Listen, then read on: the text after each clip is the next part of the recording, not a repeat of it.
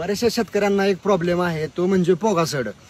पोगासड का होतो, त्याची प्रमुख कारण काय आहे, त्यासाठी कोणती काळजी घ्यायची आहे. तर बघा शेतकरी मित्रांनो, आपल्या प्लॉटमध्ये सुद्धा इथं पोगासड झालेली आहे.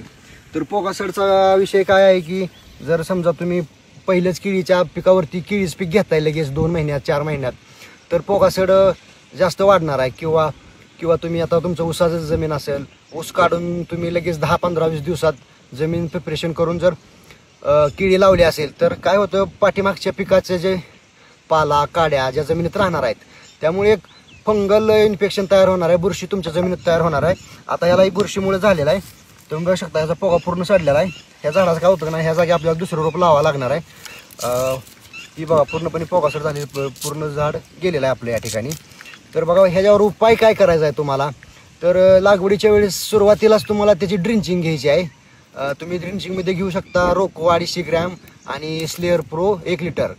कीटकनाशक बुरशीनाशकची ड्रिंचिंग घ्या, जेणेकरून तुमचं कीटक विजाती जमिनीतील आणि बुरशीजन्य रोगापासून तुमच्या पिकाला संरक्षण भेटणार आहे. आणि त्यासोबत जर तुम्ही स्प्रे घेत असाल तर ब्लू कॉपर आणि स्ट्रेप्टोचा स्प्रे डार्क घ्यायला तुमचं पोगासड पूर्णपणे कंट्रोलमध्ये येईल. शेतकरी मित्रांनो, तुम्ही पोगासडवरती कोणती उपाययोजना करता मला कमेंटमध्ये सांगा. माहिती आवडली असेल तर आपल्या चॅनलला लाईक